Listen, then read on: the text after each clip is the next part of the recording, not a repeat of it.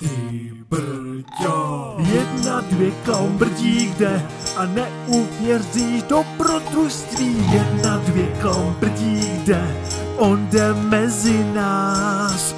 1, 2, klaun Brdík jde, jeho příběhy jsou zamyšlení. 1, 2, klaun Brdík jde.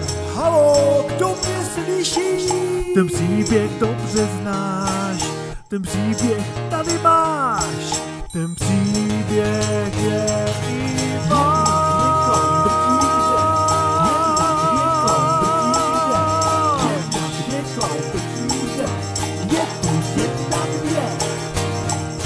Právě posloucháte neuvěřitelná dobrodružství klauna Brdíka. Milé děti, právě se nacházíme nedaleko od domu, kde bydlí klaun Brdík, a my jsme ho zastihli na procházce lesem. Jaké pak ho dnes čeká dobrodružství? Koho dnes potká? To se nechte překvapit. La la la la la la la la la la la la la. Tady je dnes krásně. Škoda, že jsem tady sám. Chtěl by to nějakého kamaráda. Povzdechl si Brdík a pokračoval v procházce po lese. Zkusím se podívat po nějakých hříbkách. Udělal bych si večer smaženici. Tu já mám hrozně moc rád. A hledal v napadaném listí, jehličí, dokonce i pod keříky. Ale marně. Naštěstí pro něj letěla kolem moucha Hedvika. Nazdar, Brdíku. Co to tady děláš? Co pak se tady válíš po zemi? Ty někoho hledáš? No jasně, že hledám. Hledám tady hříbky.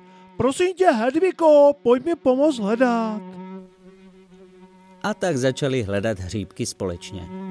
Netrvalo dlouho a našli. Hurá, hurá, mám hříbek, Hedviko, děkuju ti.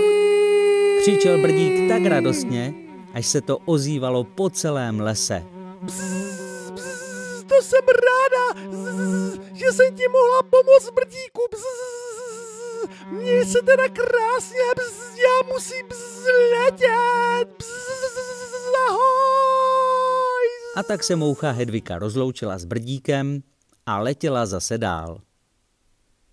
Poté, co Brdík celý šťastný nazbíral hříbky, pokračoval v procházce.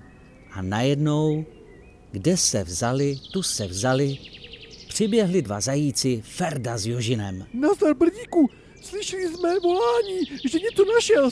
Víš, Jožine? No jasně, Ferdo. Tak jsme si říkali, určitě máš nějaký poklad. Jo, poklad. Určitě má Brdík poklad. Rozdělí se s námi. Když Brdík slyšel, co mu zajíci řekli, smíchy se neudržel. Kluci zajíci, to jste mě teda pobavili. Kde pak poklad? Já nemám žádný poklad, já mám hříbky. Moucha Hedvika mi pomohla najít. Dívejte se, jaké mám krásné. Pochlubil se Brdík a ukázal jim košík s houbami. Cože? Ty jsi našel houby. A ne poklad. Tak to je smůla. Řekli zajíci zklamaně a pak utekli. Brdík na ně ještě zavolal. Kluci, zajíci, nebuďte zklamaní, najít hříbky je přece taky takový poklad. Zasmál se Brdík a pokračoval ve své procházce. A jaké je děti po naučení?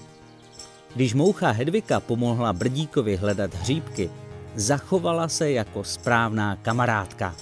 Ovšem zajíci Ferda a Jožin, ti se chtěli dělit o poklad, který jim ale vůbec nepatřil. Ty brďo. Děti, už teď si natáhněte budíka, ať nezaspíte. Další dobrodružství klauna Brdíka. Ahoj.